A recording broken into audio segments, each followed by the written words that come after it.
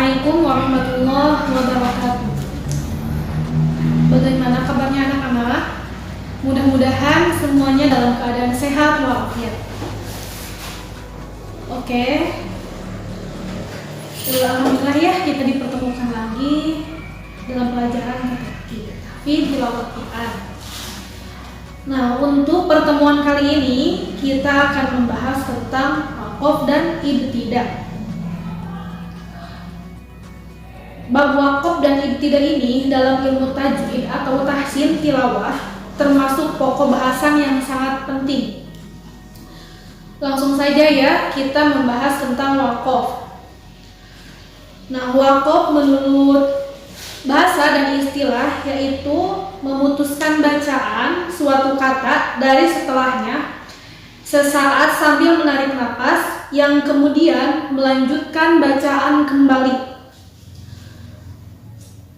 Seperti yang terdapat dalam definisi lain yang mengatakan qat'ul kalimati amma ba'daha miqdarun minaz zamani ma'at tanafusi wastinafu al-qira'ah, yang artinya memutuskan pembacaan suatu kata dari setelahnya sesaat sambil menarik nafas yang kemudian melanjutkan bacaan kembali. Oke, langsung saja ya. Pembagian waqaf.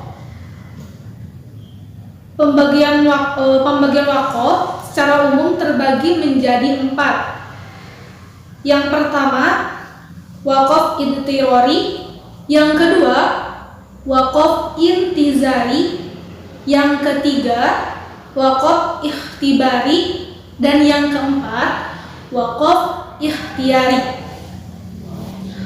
Oke, langsung pada pembagian waqaf yang pertama, yaitu waqaf idtirari. Nah, waqaf idtirari secara bahasa yaitu darurat. Adapun waqaf idtirari menurut istilah adalah memberhentikan bacaan karena kondisi darurat atau sesuatu yang menyebabkan pembaca berpaling dari Al-Quran, seperti kehabisan napas, bersin, menjawab salam, atau lupa mengenai ayat yang dibaca. Kemudian, si pembaca yang menerapkan waqaf ini hendaknya menyambungkan dengan kata atau kalimat berikutnya ketika memulai jika maknanya belum sempurna, dan dapat langsung memulai dari setelahnya jika makna yang dibaca telah sempurna. Contohnya terdapat dalam Al-Quran surat Al-Bayyinah, A'udzu billahi minasyaitonir rajim. Lam yakunil ladzina kafaru min ahlil kitab wal musyrikina munfakkina hatta ta'tiyahumul bayyinah. Kemudian yang kedua, waqaf intizari. Nah, waqaf intizari menurut bahasa adalah menunggu.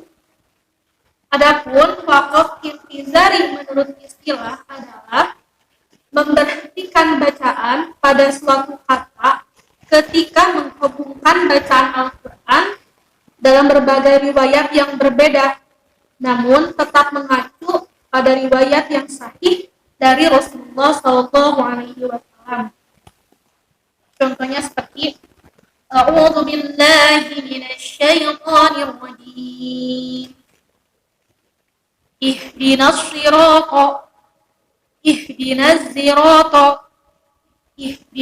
siratal mustaqim. Seperti itu. Kemudian waqaf yang ketiga yaitu waqaf ikhtibari.